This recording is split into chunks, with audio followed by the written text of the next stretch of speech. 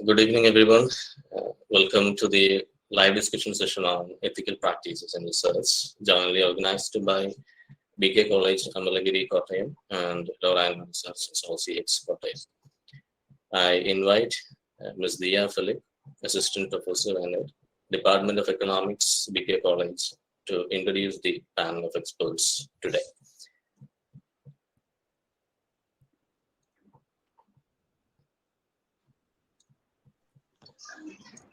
Good evening, one and all. Honorable guests of the day, Sri T.P. Srinivasan IFS, Dr. Johnson Jammet, respected teachers, and all those who have assembled here. We are all gathered here to witness the discussion on the topic ethical practices in research, which has significant implications academically.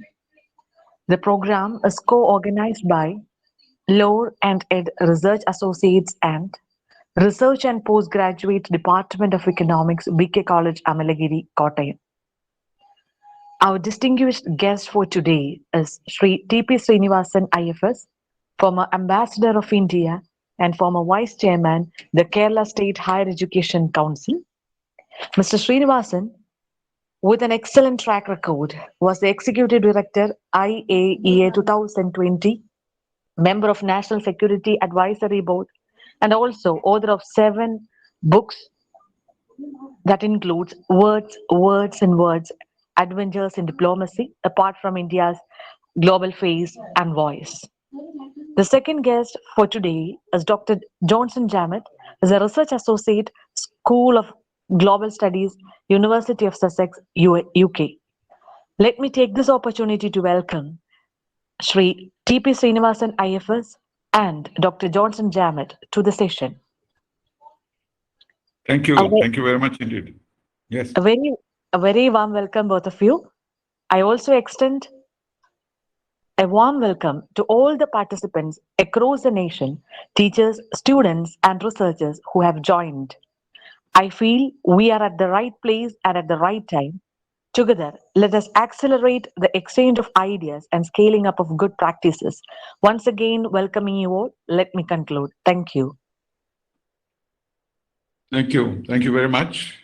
I'm most grateful to the BK College, Kottayam, and also the initiator of this idea, Lauren Ed Associates, and all others involved in this program. This is going to be a kind of hybrid between my regular weekly program called Tea with TPS and an academic discussion. So this fits in well. So the format I'm going to use is the same format as is Tea with TPS, where I give opportunity to the interlocutor to bring out his best on the subject. So it's a very informal chat. There are no set questions we have exchanged. We know each other, and therefore I'm sure we'll be able to have a fruitful discussion, not only for our benefit, but also for the benefit of our viewers.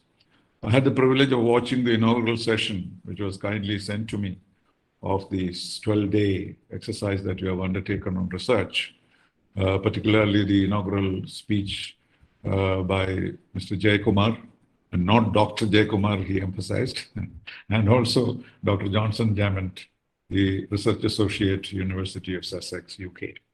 So with that background, I thought I might be able to throw out some ideas about research and also, get more information and enlightenment from our distinguished guests. After that, we will open up the discussion for the other participants if we have the time and energy to do that. And so please be watchful about whatever you want to add or subtract from what we say, because it becomes then a fruitful discussion. So thank you very much for asking me. So Dr. Johnson Jammet, you are very welcome. And we have not met, but I know about your accomplishments and also about your very important ideas relating to research. Research has been a matter of great interest to me, but like Mr. Jayakumar, I do not have a research degree. I do not have a PhD. I lived in the United States for long, and there are 2 kinds of doctors, they say, in the United States. The MDs, who are called moneyed doctors, and PhDs who are called poor and hungry doctors. That's the categorization you get. So if you want to get more money, you become an MD. But if you want to get more knowledge and become an enlightened person, you get a PhD. So I'm sure Johnson Jament has chosen to be poor but rich in values, rich in education, and rich in knowledge. Thank you, Dr. Jament. Thank you, sir. Welcome. Thank you. Yeah. Yes. Yeah. Go ahead. Thank you, sir. Thank you so much. It's very good analogy you made there. That is the difference between two kinds of doctors. Yeah, there is a lot about the doctors who come from the background of research. There is also saying about people who do PhD. Since you, Jagama sir, and you yourself said you don't have a PhD. There is a saying that people who continuously do research, especially qualification in a PhD level, we say also permanently head damaged people. Yeah. Because you do a lot of research, a lot of reading, then eventually your head damaged because too many things are going on there. So we do not know where to focus and what to say, etc. Yeah, these kind of things are also sometimes happen to many researchers. And because of that, people are also having a lot of mental health issues. Because it is a journey, usually in a Western context, PhD journey is a soul journey. Independently, with the support, of course, with the support of the supervisor. So the research student has to go through all different aspects of life, including the research and personal life and etc. Therefore, they have a lot of challenges, different levels of challenges during their field work, especially. Most of the PhD students, either from the science background or even especially the social science background, they do a lot of field work. Because of doing that field work, we do not know who are these people. Who are these people? Will they cooperate with us? How you need to negotiate with them about your research? Will they participate in research? And how you protect their identity, protect their rights? Because as the human beings, especially most of our participants will be human beings, though, in social science research. So we do not know how we need to negotiate research with these human beings with the protection of their human rights.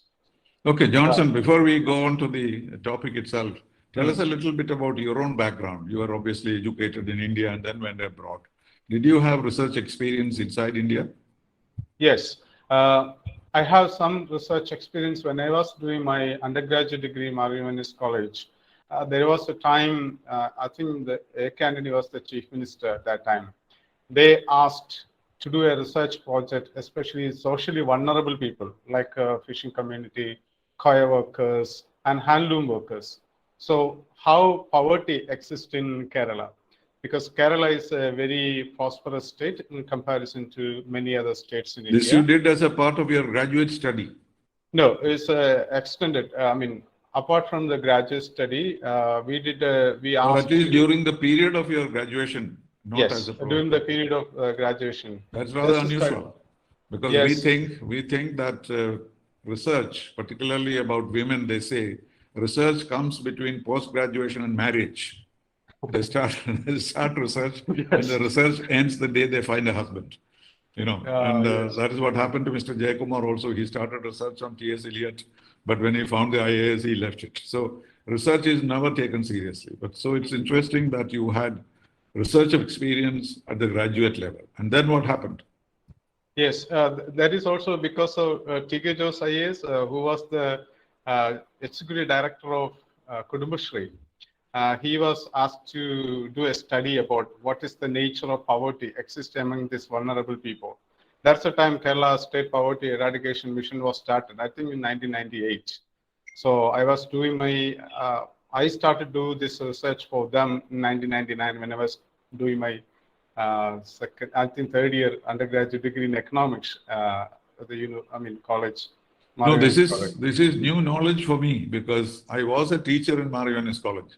That was, of course, centuries before you. I was there in 1966-67, preparing for my civil service examination. And I was teaching English in Marivenes. And strangely, Mr. Jayakumar was also a student of Marivenes College. There seems to be some kind of a link. But at that time, we had never thought in terms of research. The word research itself was not known to us, neither the teachers nor the students. So I'm glad to say that at least in the 1990s, the education scene in Kerala changed into having interest in research. When I took my young son, 11-year-old son, to a school in New York, when I was posted for the first time in 1980, the teacher asked me, "How much research has your son done?" I was astonished. I told her, "But he is only 11 years old." She said, "Well, it's already too late to start research," she said. So that rings in my ears how much different the education system in Kerala would have been. But if we had that sense of injecting the curiosity, the three words that Mr. Jayakumar contributed, integrity and honesty, etc., which would have been instilled into our people. But instead, research became now a kind of qualification to become a teacher, nothing more than that. And everyone has to do research and produce a paper. And eventually what happens is these are nicely bound volumes who are kept in your bookshelf for your grandchildren to see. "Oh, my grandfather was a doctor, he did research." Nothing more than that. No trade aspects, no linkage with industry. There are no patents. There are no Nobel Prizes in research in India. So that is the sad situation that we have to address. So it's not only the question of ethics, but also your advice on how we can rectify the situation. Ethics is an important part of it. We'll come to that. But in a nutshell, what do you think are the deficiencies of research in Kerala and India in general? Yeah, that's very good. And I also continue the experience I mentioned earlier. That time, when I was doing this undergraduate degree at the Marivenes College, I am very fortunate. That time is also very important because that was the time 50th anniversary of Marivenes College. So they adopted a village, I think in Nedumangadu in Trivandrum. Because of that, we have to do field work. So what are the needs for this village? What a college should do as an academic institution? What we should do for supporting this community there? So that was the research experience I also had during that time. Yes, that is the thing missing in our education system. Where did your PhD come from? Which university? University of Northampton. I did my master's and PhD at the University of Northampton, UK. Yes. And what other countries, which other countries have you been familiar with? Are you familiar with the US system? Yes, I have some familiarity with the US because some colleagues from Canada, US, and Europe, some other European countries like Finland, Sweden, Austria, Ireland. We had a research program with Trinity College Dublin. I was working as a postdoctoral research assistant soon after my PhD. But interestingly, these are all developed countries. Any developing countries experience? I have only very small scale research experience in Sri Lanka. We did a study about inclusive education. How inclusive. My understanding is Sri Lanka is much more advanced than us in this. Do you agree? Yes. Yeah, some aspect, not a lot. I mean, some aspect they are advanced than us, especially anthropological studies and sociological studies are there a little more advanced than us. Because their anthropology department is very, very strongly established, and history and other aspects also are very interesting. They document a lot of the documentations are there. We still have some of the documentation missing in Indian context, again in Kerala as well. And of course, Sri Lanka had opened up itself to the world long before we did. We waited till the 1990s to open our economy and our country to the world outside, while Sri Lanka started much earlier. If there was no ethnic conflict in Sri Lanka, it would have been the Singapore of today. But unfortunately, that ruined that country. But in many ways, they were ahead of us in free market, in production, in distribution, etc., etc. Yeah. So, but So you have observed the scene in India, you have done in different developed countries of the world. How about China? Do you have any Yes, familiarity? I was going to say that. In fact, when I was doing my master's and PhD at the University of Northampton, my close colleagues actually come from China. China, that time I'm talking about 2005 to 2009. Again, they are coming up. They are more opening up their economy, and they are open to English language education. That's why Chinese university, then so they send students to university in different parts of the world. They send them in thousands Yes, of all over the Chinese. world they send. We can see Chinese students everywhere. But in India, the students from India usually go by themselves. It's their personal interest. But here, we see that it is supported by the government, the Chinese government. Yes, and I'm Chinese aware of university. Yeah. So they send a lot of students there. But no, that's an investment. Not only that they send them there, but they also get them back. Yes. In our case, even if we send, the government sends them, they never come back. They will return the scholarship or get some kind of concession. Everybody tries to stay back. But the Chinese have a more rigid system. They are allocated a specific responsibility to study something and come back and work in China. And that kind of discipline, of course, we never had and we will never have. But that is a different experiment. So I'm trying to see these various ways in which research is conducted. But the basic purpose of research, as I can understand, as I understand it, is to create knowledge rather than gather information. So this is the fundamental deficiency I see. And when I did, as the Vice Chairman of the Higher Education Council, we selected 6 areas of importance, immediate importance to our education system. It was, we included infrastructure, teachers training, use of technology, autonomy, research, and internationalization. These were the 6 areas we worked on, and we submitted 16 reports to the government of Kerala at that time, Mr. Omanchanti's government. And the government was very enthusiastic, but there were objections from various interests in various areas, and each of them got stuck somewhere or the other, except for the autonomy idea. 20 autonomous colleges were created for the first time in Kerala, and that was a great success. But even there were reservations not only by the management, but also by the teachers and the students and the universities. Everyone had reservations about the autonomous system. But what we created were wonders. So similarly, we set up a very good group under Professor Ganga Pratap, who was Vice Chancellor, Cochin University, and set up an excellent structure to do the study on research, which we could not even submit the report because by then the term of my council ended, and it is kind of reached a conclusion, but was not formally reported to the government, but the material is already available if somebody is just picking it up. But research is the essence, because you know very well that when they make these rankings of universities, you know, we keep on mourning that we are not in the first 200, we are not even in the first 300 or 500. But of course, now we are in some of our universities are in the first 200 at least, not in 100. So I did a study as to what are the components or what are the criteria to select a university as a world-class university. And I found the fundamental difference is research. Not that our universities do not teach, like our IITs, for example, the best education institutions in India, but they don't do much research. Now they have started. So they were concentrating on teaching, basically, and that is why we have a fairly good education. But you have no opportunity to create knowledge. And that has been the real deficiency. And then we examined it. We found that we are very poorly equipped for it because there are no facilities. Teachers are never given time. I had a hard time getting 10 teachers to come to a conference in my office because every principal will say, no, he is too busy. What is he busy with if he is not interested in academics? So fundamentally, our approach to research is flawed. We think that this is simply a qualification for something better and a better salary and nothing more than that.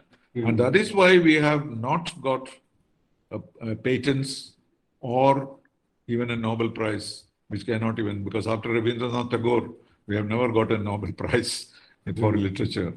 So it is something which is amazing, and you have to address this issue. And that is why we would like to depend on people like you to tell the academic community present here, what exactly are we to do? Let us start with the facilities. What more facilities should the universities have for research? Yeah, the first thing I should say, the teachers, I think the college teachers, they should have a research training. I had a conversation with hundreds of research supervisors, I mean, research guides, we say in India. I had a conversation with them. I asked them, do you have any time in your life, any kind of supervisory training? Meaning how to supervise your students, research students. Most of them say, what you are saying about, we didn't have any supervisory training. Because in order to supervise any student, I had to do supervisory course for 1 year, postgraduate certificate in research training. So once I qualified that, then I will be able to work under the senior researcher or experienced researcher who had the publication, the plenty of publications he should have in his list, he or she should have in their list. And also they should have a completed, successfully completed thesis submission by their students. I have to work a couple of years under them, then they train us. Then they will first couple of weeks, I have to watch them when they do the research supervision with their students. I have to watch them. I have to make notes. After they enter the supervision between the supervisor, the main supervisor, and the students, they will ask you, what do you think? How we are doing? Then I will give, based on my reflection, my observation, I will give some suggestions. Then after the meeting is over, the supervisor, who is my senior, will give some guidance. So that kind of building, it's not there in our system. That should be there. That's number one. Because the supervisor do not have the research training or supervisory training, they are not able to support the students well. I mean, even if the students have any kind of questions about methodology, especially qualitative research, most of the social science research and field work are actually based on qualitative research. A lot of people are actually not aware of how the qualitative research should be done. That's one thing. The second thing is the research actually start from the undergraduate degree onwards. Here, again, I noticed that undergraduate degree level, the students are not given proper training, how to do your undergraduate degree project. They were just asked to do a project, but students do not know how to do it because they are not taught how to do it. They just give a list of items. I mean, this first statement of the problem, and aims and objectives, and methods of data collection, data analysis. Then this is a kind of general kind of list of items are given to them. Then they are asked to do. But students are helpless. They're asking, what should I do with them? That is the second thing. So I'm talking about undergraduate level. And undergraduate level research ethics are not taught. I had the experience of teaching undergraduate students in the UK, especially social work students. Both my Chinese colleague and myself, we paired together and did a session for these undergraduate students how to do research. Based on that time we were doing our PhD. So we were asked to provide our experience to the undergraduate students. Again, that kind of system is not happening here. The PhD students are not given opportunities to talk to their younger ones to talk about their research experience. That is not there. Well, you are talking about at least an interest in research. But if you are talking about my experience, I'm a generation older than you. The word research was not even mentioned till you were doing your master's degree. Nobody asked us to go and look this up and produce an answer. What we are supposed to do is to read the textbooks, analyze them, and reproduce information. So, and teachers training, it was unheard of. I became a professor in Marianas College without 1 day's training. I was just wandering around in Trivandrum after my MA examination. And the vice principal, Father Abraham, just picked me up from the street and said, come and teach tomorrow. So I said, but I don't have my degree. He said, doesn't matter. I'm sure you will pass. Fair enough. And I was teaching.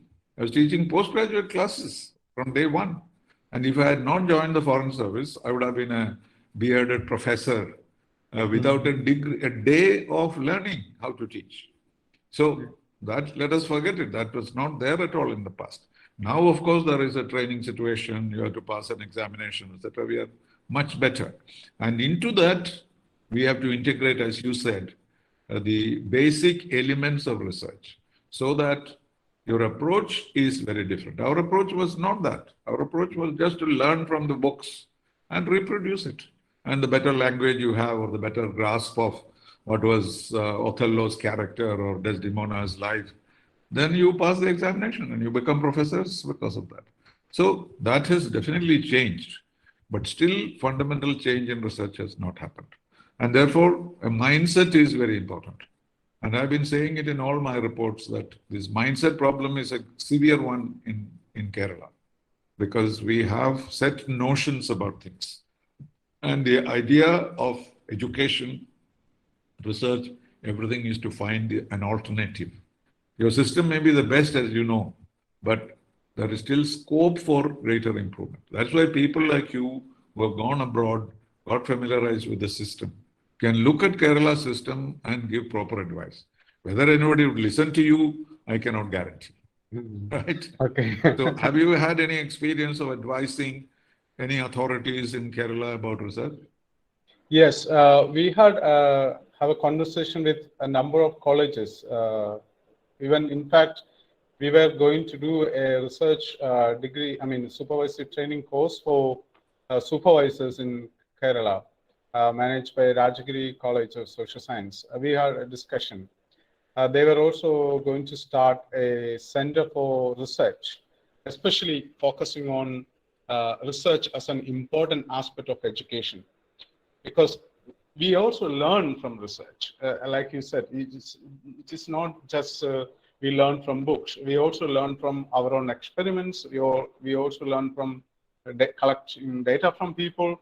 So this is another way of learning. That's why a lot of university had a discussion whether we should focus on more on teaching or more on research. What they say, generally, if the university level, people say we have to have a 50-50 balance, teaching 50 and research. That is why most of the academics are asked to do research, because research is also another way of learning, which is missing in our system. These things, I had a conversation with a couple of principals of the colleges and who were invited as different universities in India, for example, SNDT University, Mumbai, and Calcutta University, then famous university, Calcutta University, Calcutta. We had a session there, and here in Hyderabad Central University, we had this discussion with a couple of academics. Then we were having some kind of training program for researchers in India in collaboration with NIPMED, National Institute of Persons with a Disability. That is for the people who do research in disability studies, inclusive research and disability studies.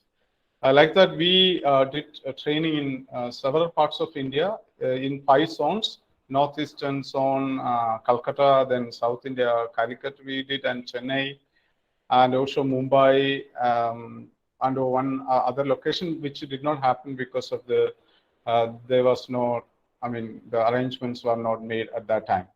So yeah, so we had several discussions with several universities regarding why we should give importance to research and research training, and also dissemination of research. That is also very important.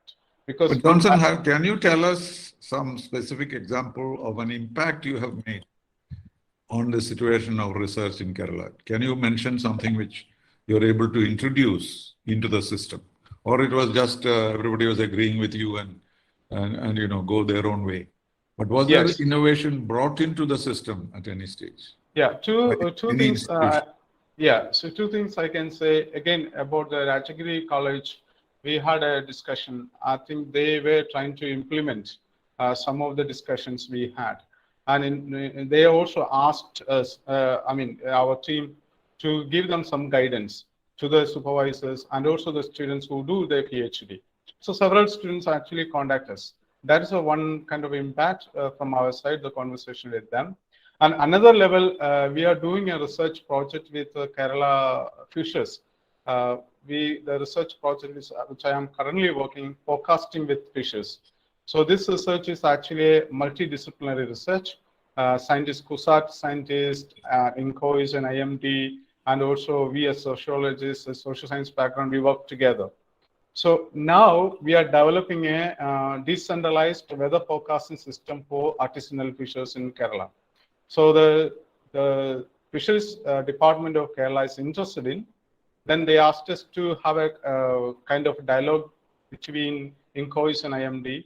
Some level of collaboration is happening, so which will be a kind of outcome in the future.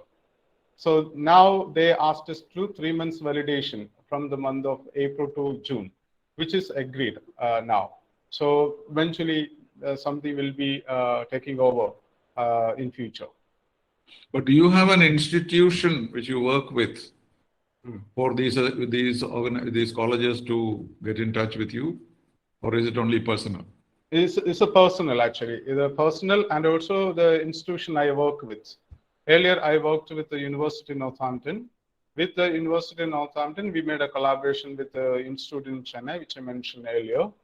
And now I am working with the School of Global Studies, University of Sussex. Then we made a collaboration with several institutions in India, including scientific institutions. Now we are having a kind of discussion with the Kerala Fisheries Department. And how do you divide your time between in India and abroad? Yeah, actually, largely, most of the time I am in India. I only go to the UK once in a while. I mean, it is my decision. Because as you mentioned earlier, most of the people who complete their PhD and postdoctoral level, they actually stay there. I don't want to stay in the UK or any country. I have to come back. I came back in 2012. Then we started a program in Bangalore for 10 years. 9-10 years. Then we had to stop because of some UGC regulations are not favorable to us. Then the university decided to stop the program in Bangalore. Now I'm working with the University of Sussex from India. I mean, most of the time I'm in India now. Maybe one or two times I go to. Good to know that you are having the best of both worlds. Yes. In fact, the ideal situation is to earn abroad and spend in India. Yes, yes. Actually, I am contributing for your money. Yes, I am contributing to my country. I am taking money from there. I am spending here. Good, excellent. And that suits you personally too. Because yes. The purchasing parity is better in India than anywhere else in the world. Yeah. So that's a good thing for the country and for you. I'm so glad about that. Anyway, let me ask you another question. The linkages between industries. This is something we don't have. The system we have is, you produce graduates, you spend your money, the institution, the individuals, the parents, universities, governments, etc., and produce these graduates. And then these businesses, companies, etc., land the university every year and then pick up the best boys and girls and fly away. They have not made any investment in them.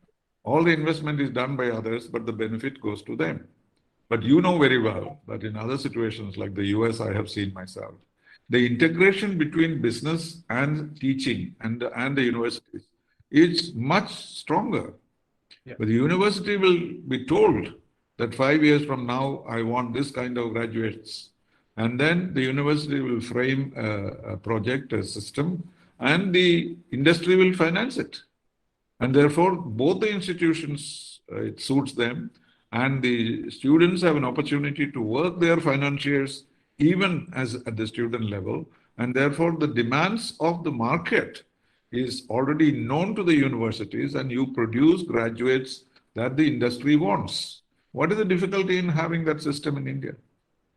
Yes, you are rightly said. So, if I look at the University of Northampton, where I did my most of my time in the UK and also in India.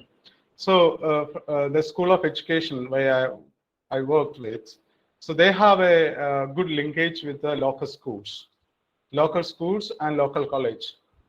University has direct link with the schools because university produces teachers. These teachers work in schools. So the teachers, the teachers who work in school, they should be able to access the university whenever they have any questions. So particular children, for example, children with autism, teachers do not know how to manage them. So the university should provide answers or at least having a discussion with these teachers. That kind of linkage is there. Another linkage may be our business school. Business school have a very good linkage with local industry. For example, Northampton famous for leather technology. So, which is one of the leading institution in the world. I mean, it used to be a leading institution, but nowadays the demands are less. But the university's responsibility look after the leather technology industry in that area. They call the local county area, no? So university provide the intellectual capacity, will provide a training of people who work there, and those sort of things are there. And the another thing is there are a lot of cooperative societies in the UK. At least there are 6,000 cooperative societies in England. So small scale industries, like in our case, small and medium scale industries. What the university did is they will provide a social enterprise training. I was actually attending one of the trainings because I thought when I come back to India, I should do something. I start a small institution, something like that. So therefore, I was part of this linkages with the industries and the School of Business there. And School of Health, their responsibility to work with the hospitals.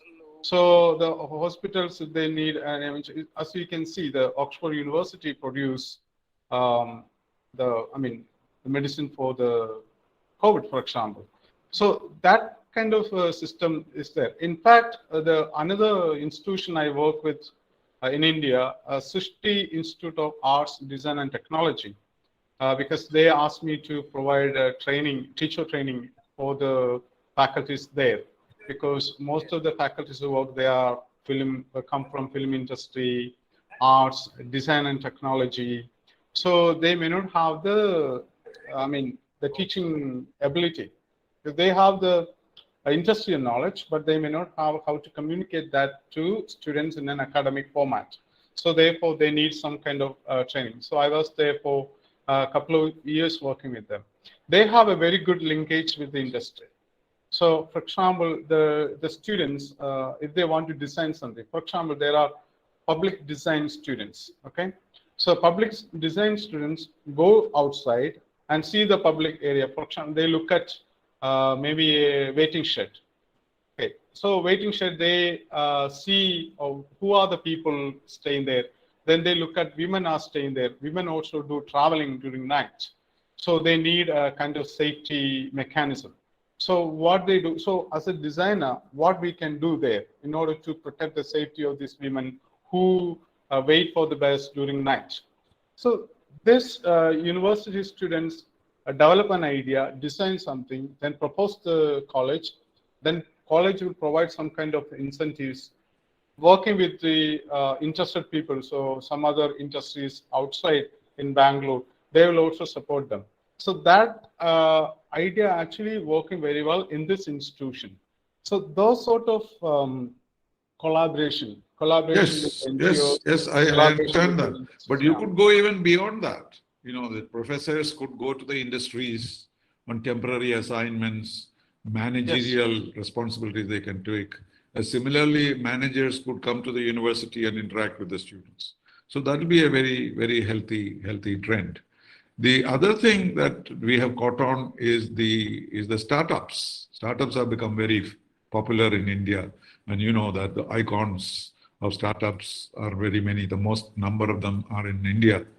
But even that starts only after your graduation or your employment or at least after your education.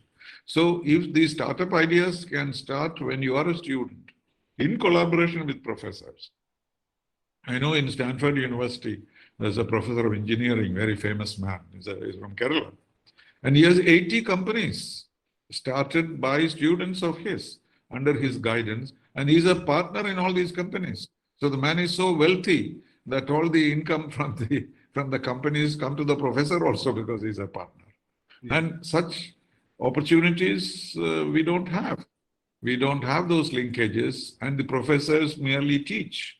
And the university decides on the degrees. You know that in America it is not true. It is the professor who decides what kind of employment you will get, what kind of gradation you will get. And if the professor likes you, there is no limit to the kind of reach you can get. The only example of that I see in India is only of Ambassador Narayanan, who was a student of Harold Lasky. And he did not qualify for the Foreign Service. Lasky gave a letter to the Prime Minister and said, here is a young man, I'm sending him to you, please make the best use of him. And he ended up as the President of India. Mm-hmm. So look at the opportunity that he got. Otherwise, he would have come and taken the examination, become a junior bureaucrat, and that would have been the end of the matter. So these opportunities of the academia influencing decision-making and selection of people, recommending them right, and also start these startup companies, I think is something which we have to do. Don't you think? Yes, I think so. So that should be also one of our ethical principles, what our students do after they graduate from us. So what is their future? So we have to think as teachers who teach in a higher education, it is our responsibility to provide enough skills and knowledge and opportunities. There comes the collaboration or linkage with the industries and of course the startup companies and the idea when they develop these ideas, we need to provide some kind of, even some university provide incentives and also provide some money to do that. I mean, small scale, they call seed money. Yes. They will provide some seed money to the students. We have started that here also, seed money for startup companies, but very small scale. And everybody does not reach there. That's the problem. Yes, yeah. Anyway, we are coming to conclusion of our first part of our program, but therefore we should not forget the main topic, which is ethics. And of course, the most important item that comes to my mind is the misuse of research and the plagiarism. Because people say that if you copy from one book, it becomes copying. But if you copy from 20 books, then it becomes research. It's meant to be a joke. But in real truth, it is not so, because it was possible for you to hide from where you picked up. From 20 places you pick up, nobody knows. But now the world has changed. Now there is an app. You apply to whatever is written, and then they will show you where it is plagiarized from. So there is some kind of, but integrity is very important in this. Even you can cheat the machine by changing the words or rewriting it or on various things. So ethics are very important in all educational aspects, but particularly in research, because it doesn't serve anybody any purpose in reinventing the wheel or just borrowing the wheel and put it on your car. You have to invent it yourself and create a sense of knowledge which is original to you. And that is where we are lacking. And so ethics are very closely related to the efficiency of research. What do you have to say to that? Yes, I think ethics is very important. Again, I would say I had several institutions. I did some training with several institutions in India. Then we provide a lot of importance to ethics. At least we take, for example, 3 days training, we at least provide a half day talk about research ethics. And a lot of students came to us and say, why you provide so much importance to ethics? Then we said, that's what very important. If you don't do, the ethics training, then you are not allowed to do training because, do research, because you are not equipped to do the research unless you are trained by experienced researchers. That is why part of any kind of research training, ethics is a very important component. You mentioned about the plagiarism. Plagiarism is one of the key issues in all over the world, including India. I would say in India also there are high number of plagiarism happening because of people do not know how to do citations, for example, or how to do the references. People assume that if you take a sentence or a quote from somebody's work, then put in an inverted comma, then provide the reference. That is fine. No, that is not fine actually. There is a limitation for it. That's why most of the Turnitin is the software used by most of the universities around the world to detect the similarity reports. Under that similarity reports, it should be allowed around 20%. Why 20% is allowed? Because we do some quotes, we do some references together. For example, we cannot change the references. So that will be similar. If somebody used, I used, somebody others use, it may be similar. So that is why this 20% similarity is allowed. But that does not mean that you have to do all the time code. What you are interested in, especially in higher education level, especially postgraduate PhD level, your original thoughts are important. Okay, this person said so. What you think? What is your opinion? It is your work. So where is your authorship as a writer of this particular assignment or particular chapter or particular dissertation or thesis? What is your stake on this? What you think? So then only this become a original ideas. Then only to become a new knowledge. Earlier you mentioned about the construction. Research is about the construction of knowledge. That is why when people look for a PhD thesis, they look for new knowledge. Are there any new knowledge? New knowledge can be you're challenging the established knowledge, and also your methodology, the way you construct your knowledge may be innovative. That is also new knowledge. And nobody knows that you can construct this knowledge this way. That also comes from research. These kind of aspects are very important when you think about research and ethics. I think, yeah. Very good. And when it is not a matter of hiding what you may have learned from others, but using it for your own purposes. Because when I was in education, there was an instance of a pro-vice chancellor who was caught having copied 65% of his research thesis from others. Mm-hmm. And he was not even punished. He continued as pro-vice chancellor and retired as pro-vice chancellor. After it was established by scientific study that 65% of it was copied. So that's a very sad part. What else is important in ethics? Honesty, integrity, etc. Yes, of course. But also, is there anything else that we have to take note of? Yes, another important thing is the protection of the rights of the participants. Yeah. So, for example, if you're doing a research with individuals, of course, you collect data from them. How do you protect their identity? You cannot name them. That's why when we do the data collection, always we, mark the name. Remove the name. Either we remove the name or we give the pseudonym. So that is very important because this person do not know what will going to happen to him after our research is published.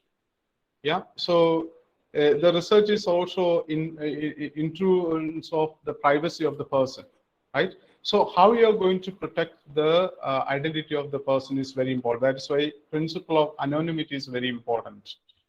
And another thing is that there are also a lot of vulnerable people we are working with. Maybe we work with people with a disability. Maybe people come from very fragile or poor economic background. Maybe we work with male people, work with women. There are gender issues. So this kind of those a lot of vulnerabilities are there. So how we are going to protect the vulnerable people in your research? So therefore, we have to follow the vulnerability legal implications. For example, below 18-year-old child, we consider, a person is considered as a child. So in order to protect the child rights, we have Child Protection Acts. So the researchers should be aware of these things. So the protection of the rights of the participants is This very is important. more than intellectual property rights. That's another Yeah, issue. this is more than intellectual properties because I am a human being, the participant is a human being. So he has the right to withdraw at any time from the research. He's not, he's not obliged to give the data because if I do research, I may get PhD. What he will get? He just gives the information. Yeah, So you are how just I'm- making use of him. Yes. Okay. Yeah. That's what I Yeah. see. So we have to protect the identity and the person as well. That is very, very important in research. No, this especially- is what Mr. Jayakumar was talking about. He said there is difference between when you write a column for a newspaper and when you do a research paper. You know, he explained it very well, how he started up with a D when he submitted his first research paper in a foreign university. Well, he was a master in English, he knew everything. But research, the language, the presentation, all had to be very, very different. And that is the lesson that we learn. We never learn. I write for newspapers. It's very easy. In fact, people will be happy if you put their name in the article. But in research, as you say, there are dangers involved in it because he has the right to privacy, which we should not be using. But in newspaper writing, you can take the liberty of quoting someone or the other from that. So we are coming to the end of our, TPS kind of schedule of 1 hour. And therefore, we can conclude it. But before that, would you like to add anything that we missed out? Yeah, one more thing I would say that when we do the research, always we have to remember in terms of ethics, there is a principle of no harm. Meaning, because of we do research, there should not be any harm to the person as much as we can. Because they also say that maximum benefit, minimum harm. Harm in the sense, psychological harm as well. For example, if I am doing an interview with a person, if that person is psychologically affected or emotionally affected because of participating in the research, it is the researcher's responsibility to take care of. That's why we always have that kind of humanitarian approach. This person is struggling, or this person is psychologically not well because of I asked a lot of his or her private questions. Maybe the husband-wife relationship. Yeah, we may research about that. What's the relationship between the husband and wife? Then, if you are a male person interviewing a female, then the first thing is she may not be comfortable to give the information. Once you build a relationship, build a trusted relationship as a researcher and a participant, the person will be able to provide more information. When they provide more information, there are a lot of private information out there. Their struggle, their frustrations, all these things are sometimes people will cry out. Emotionally they become very, very vulnerable at that time. So as a researcher, it is your responsibility to protect and support, or how you manage in such situations very important. That is the meaning of principle of no harm, psychological harm as well. Yeah. Well, very good. I think we have covered the subject quite comprehensively. So we'll end the conversation here, but open ourselves to discussion from those who have been listening to us. I'm sure there are people among them who are as experienced, if not more experienced than you and me, will be able to contribute to this discussion. That's the whole purpose of the discussion. We have laid out the foundations of it, the requirements of it, the deficiencies, what we can do to rectify, all those have been covered. But there must be several points which others would like to raise. They may also challenge some of our conclusions and will also contribute. So may I now throw open the floor for discussions. Anyone who wants to raise a question, you can raise your hand or use the chat box. I don't know what the methodology we are going to use. And I'm sure our moderator will more probably step in, but we are ready for that discussion. Thank you.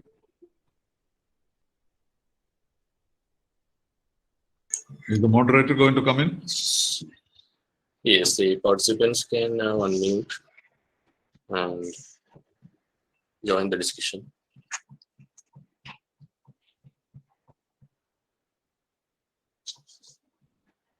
Sir, thank you for those insights.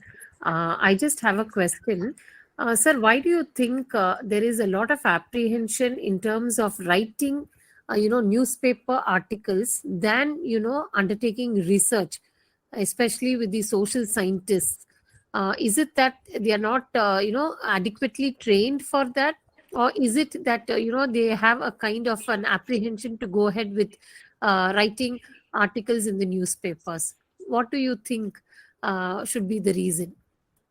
I don't know whether there is that kind of hesitation. Of course, there is hesitation at the point that, you don't want to hurt anybody, you don't want to create a controversy like that. But people like me are very brave. I write 4 or 5 columns a week, and I don't hesitate. Whatever information I have, whatever knowledge I have, I'm free to write.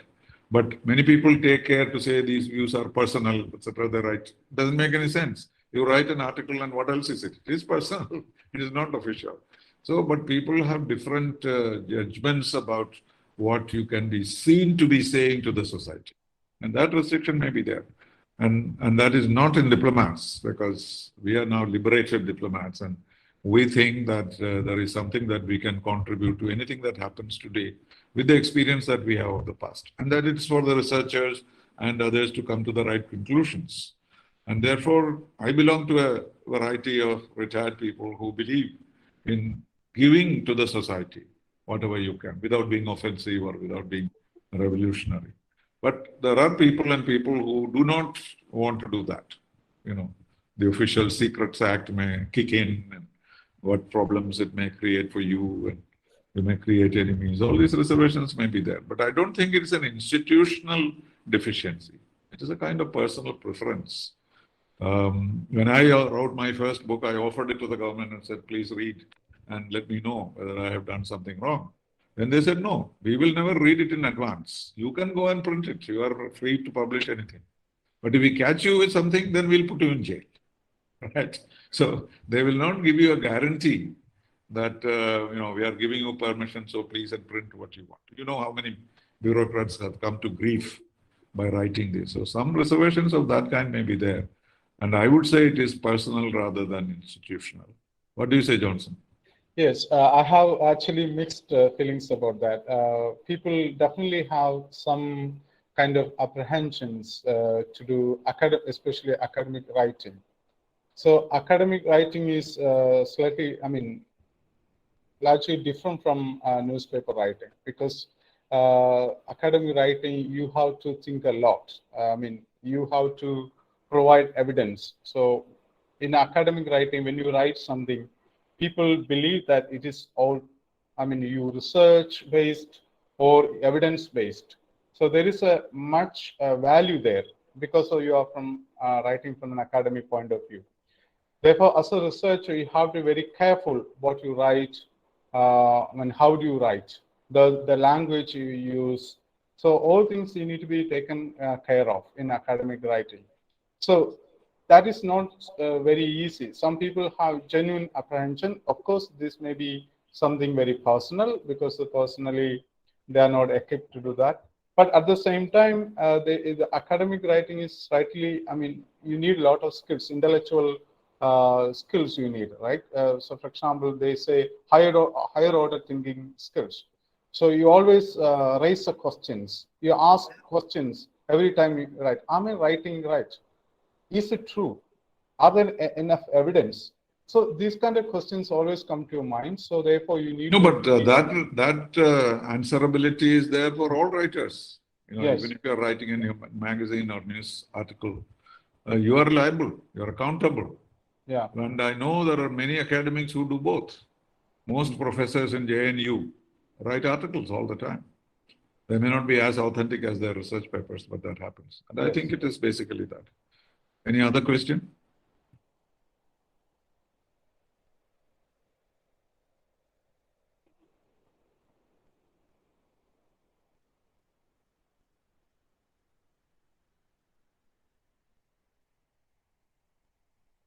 I think somebody from the chat box, there is a question. What are the research ethical guidelines India follows? Is it ICH, GCP, etc.? I didn't catch the question. Can you answer that? Yes. So ethical guidelines in India. You are talking about written ethical guidelines. So as far as I know, I have checked a lot of different ethical guidelines used in India. I only found most useful or clearly written one is ICHR, Indian Council of Medical Research. They have, I think, about 200 pages, more than 200 pages of ethical guidelines. What to do research, how to do research, what are things you need to take care of. Actually, it's written very well um, in comparison with most of the medical journals or medical ethical provisions followed all over the world. It's very, very nicely given. I looked at the psychiatric department. The psychiatric department, they also have the written ethical guidelines, but very short, and it's not, most of the things are not very clear to me.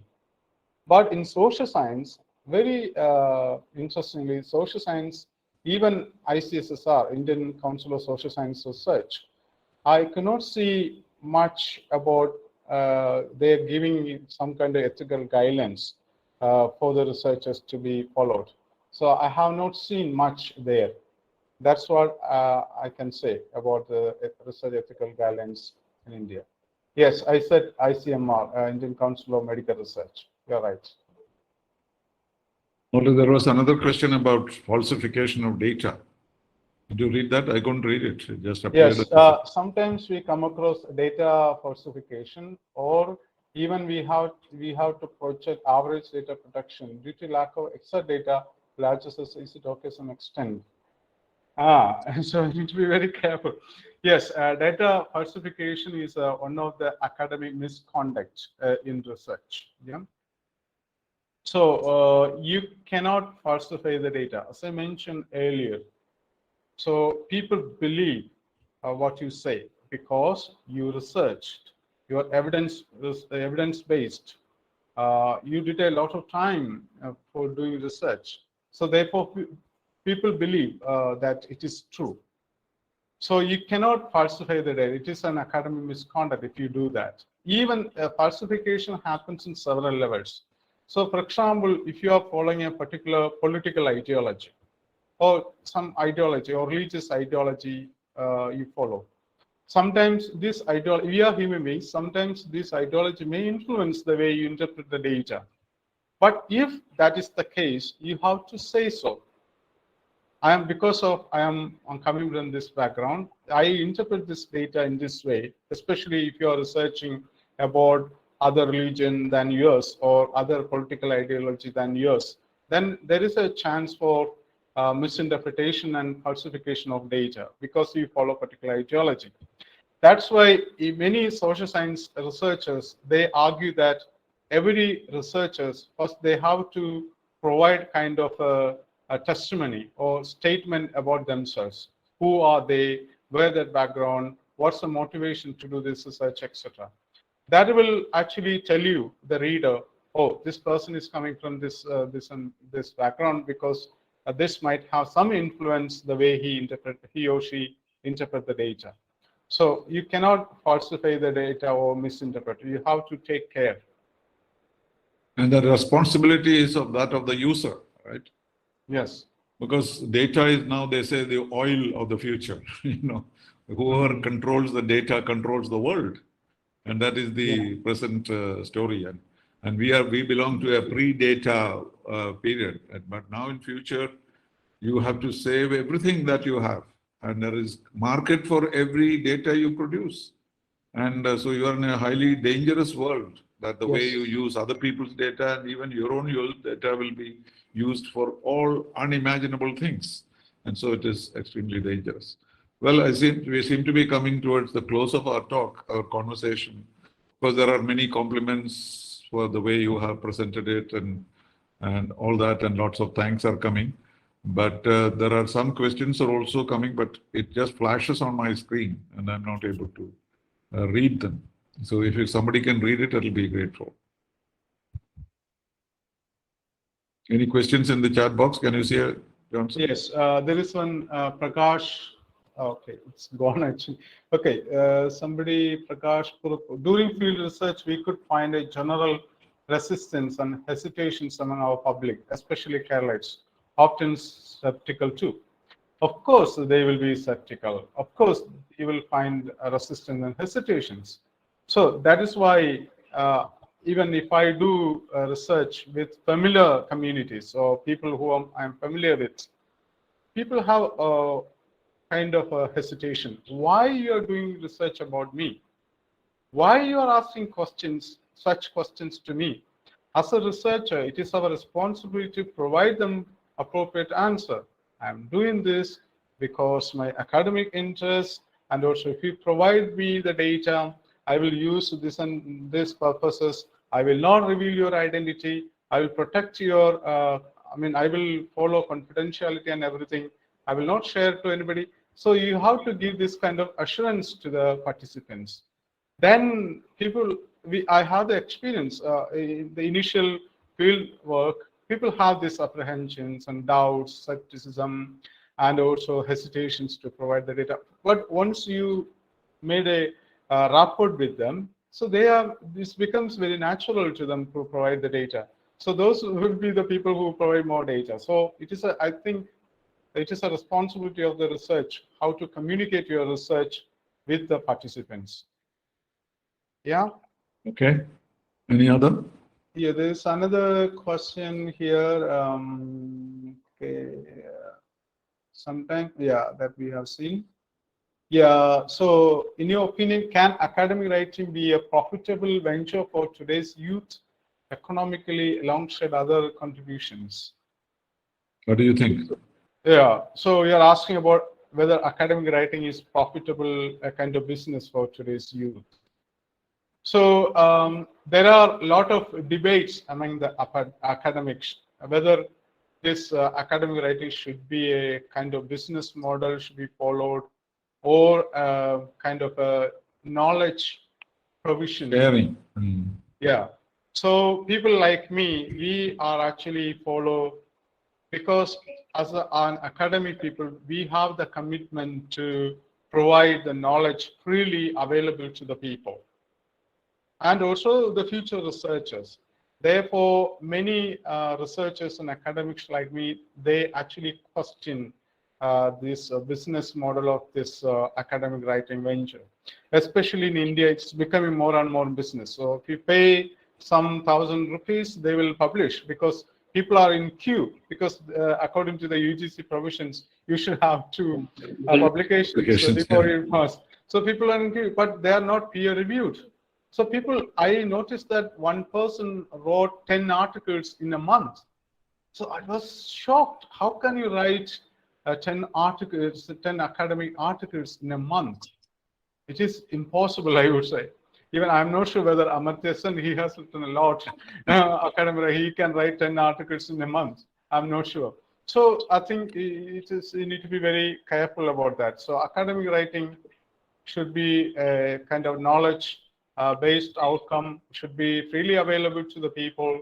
So therefore, the contribution should be from the researchers, not based on profit or business. Okay.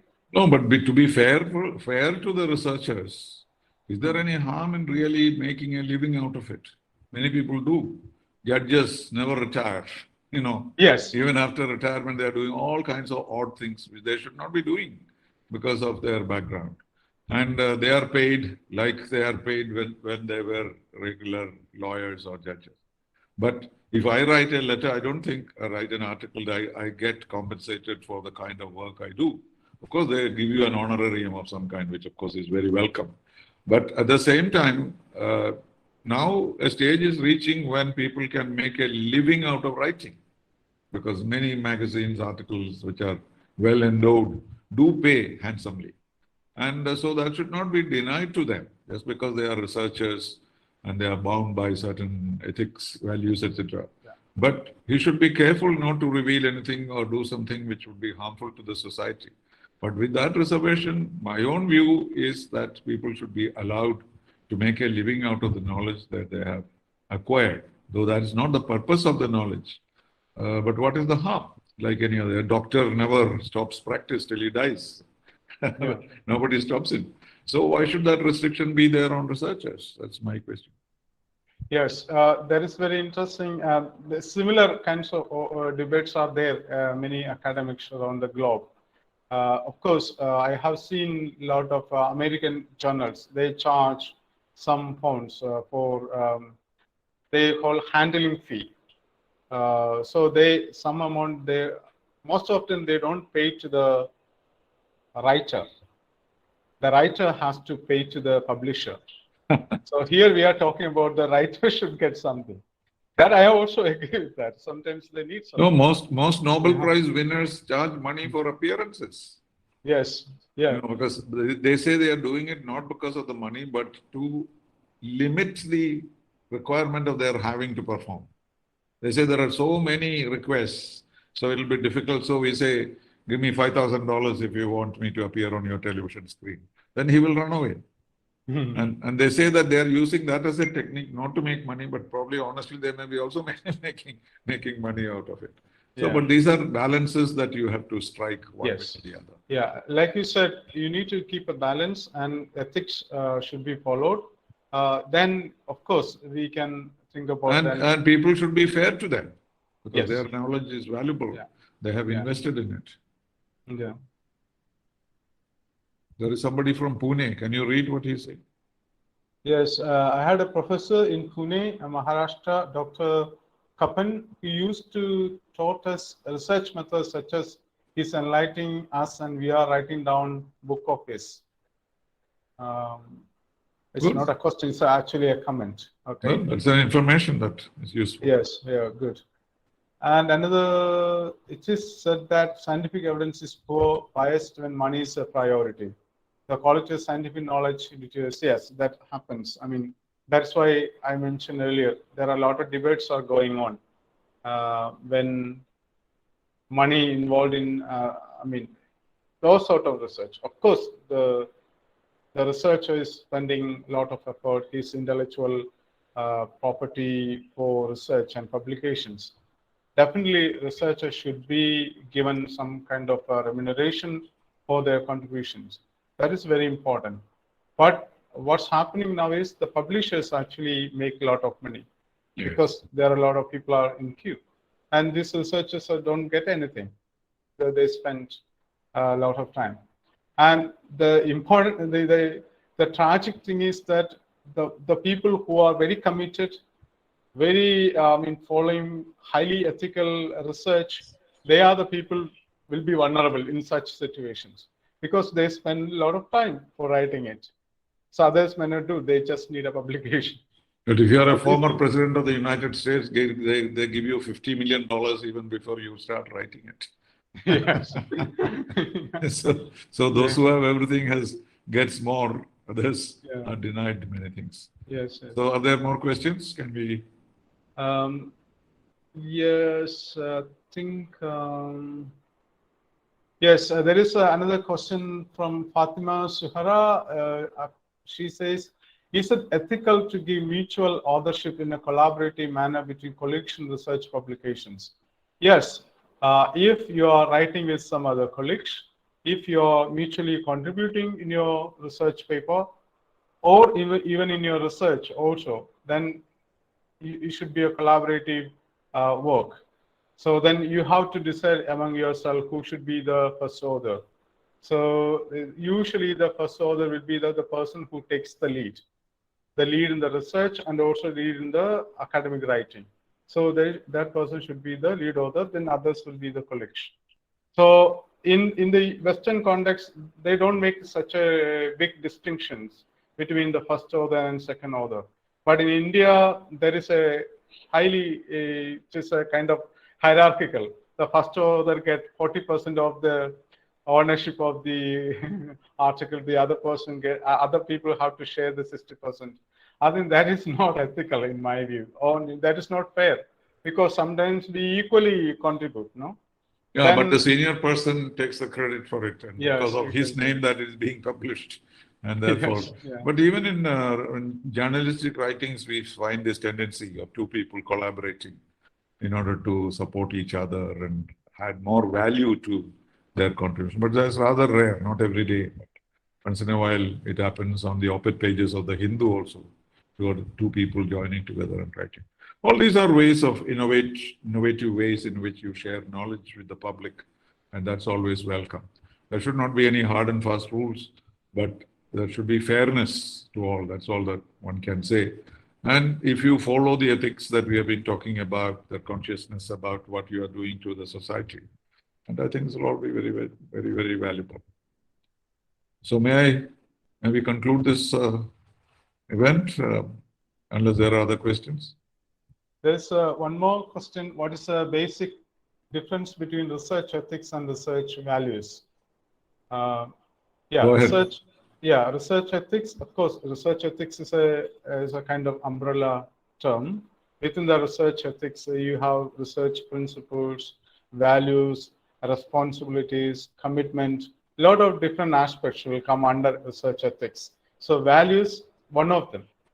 Okay, that's how you need to differentiate between research ethics and research values. Of course, values is a key things, but here what we are saying is that there is an ethical protocol should be followed, which comes under the responsibility of the researcher and responsibility of the funding agency as well. So values within the research ethics. So that's how you need to make a difference. Okay. There's another question. How do you counter wrong data published in a highly reputed Scopus-based journal where it was well-sponsored research? As Indian research students, we don't have such funding to get into good journal. Thanks for your response. Okay. How do you contribute to wrong data published in a highly reputed? Yes. So counter the most of the journals, they have a comments section within the journal. So you can send a comment to the journal editor, say that there are a couple of wrong citations or maybe wrong data, wrong figures. So then you need to make into the attention of that particular journal editor. So most of these journal editors, especially who follow peer-reviewed process, they are very open to such criticism and such findings by the readers. Yeah, that's how we need to detect that. Okay, anything more? Yes, I think that's all. Yeah, that's all. One question is there. How do you view the dominance of corporate publishers and the researchers' restricted accessibility to journal articles in the light of Sci-Hub's code battle? Yes. I did not get that. It's a question by Prakash J. Kurpa. How Can do you you view read the it out? dominance of how do you view the dominance of corporate publishers and the researchers' restricted accessibility to journal articles in the light of Sci-Hub's code battle? Okay, the restricted access to the researchers, and also there is a corporate level publications. So Yeah, the access to journal articles. There is a paywall, and Sci-Hub In other words, corporates controlling your access. Yeah, Yes, corporate for their own purposes, but they don't give you access for that information because of fear that may be used in some other business or some other activity. Yeah, this is a problem with the business model of research, research publications, because they control everything. Like Srinivasan sir said earlier, sometimes they control the data. The people who control the data, they are the people who are going to make a lot of profit. Rule the world. Yeah, yes. rule the world. Yes, in fact, rule the world. It's happening now, actually. So therefore, that's why many academics, I mentioned earlier, many academics are very, very skeptical about this kind of model. So they say that instead of providing this this kind of system to the corporates, the universities should take the responsibility. Universities and academics should take the responsibility. So therefore, they follow the peer review model. I mean, if you send an article to a publisher, a journal article, send to a journal, There will be an editor should look at your work. They see that, okay, this is something very good for our publication, our journal publication. Then they will send the article to other peer reviewers. So to see to these two people, they do not, I mean, these two people and the author, they do not know each other. So then they will give an independent opinion about this particular piece of work. Most of the cases, most of the good journal articles, you will get a kind of suggestions and comments to make, edit or make your work better than you sent earlier. That's how it works. Still, that's kind of process. That's why a lot of peer-reviewed journals are taking a lot of time, because they need time. They need more than 1 month time to look at your article and send to the peer reviewers, and peer reviewers send back. This all work free. There is no payment for the peer reviewers. As an I also do some peer reviews for journals, so we do freely for this service. That is part of our academic commitment. So when you corporatize this, then they will control this, because they have the money. They pay, if they pay you, and if they ask money for the article publications, they control everything. So that is not good. So then university becomes questionable, no? Right. That's again another element in this whole ethics question, because as knowledge increases and the availability of the knowledge is being put to commercial use, then immediately its value goes up to a certain extent. And then they develop a certain vested interest in keeping them with themselves. And they go behind the protection of intellectual property rights. In actual, it may not be genuine, but at the same time that may be used, and then they protect. And this will happen because just as there is an information overflow, there is also a tendency to restrict information. Yes. Which is the privilege of the rich, who can buy information, use it for themselves, and not share it with the rest of the world. So let's hope these things will be rectified. But I must say I learned a lot from this conversation and the questions. These are questions that we should have raised long ago in the context of research. And I'm very happy that today in our conversation we are able to focus attention on some of these issues. And this is a big project that Laura and Ed Associates have taken up, of developing these ideas about research. And I hope today's session has contributed to it. And I'm grateful to Dr. Johnson Jamnet for his contribution, and also the other participants for staying on. I think we still have more than 100 people listening to us. So that means we have not been totally useless. We have not been very boring. And they're all interested in it, and that's why they stayed. It's past dinner time, and they are still with us. So let me thank them all, and thank you, Dr. Johnson, for your participation. Much, without you, you are the Prince of Denmark in this play.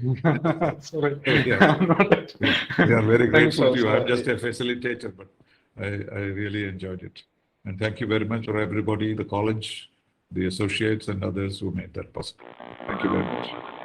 Thank you very much, sir. Thank you so much. Thank you, participants, for your wonderful questions as well.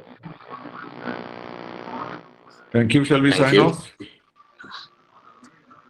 Moderator. Yeah, now I invite the managing director of Laura and Ed, Sandhya Sebastian, to propose the vote of thanks. Very good.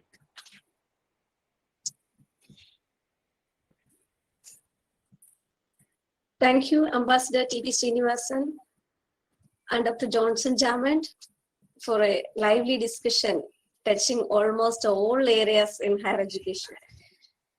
The idea of this kind of a live discussion on research came to my mind after watching Sri T.P. Srinivasan's series of conversation.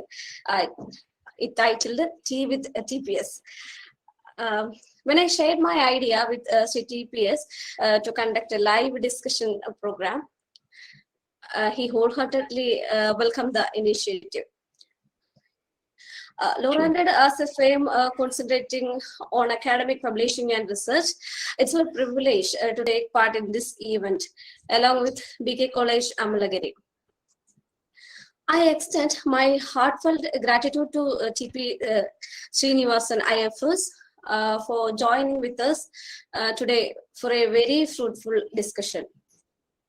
When I thought of conducting a live discussion on research ethics, the person came to my mind was Dr. Johnson Jamond. He was one of the experts in qualitative research methodology in India. With my experience in sitting in his workshops, I found in him a suitable contributor to this topic. I extend my sincere gratitude to Dr. Johnson Jamond for sharing his perceptions on research ethics and made this discussion fruitful.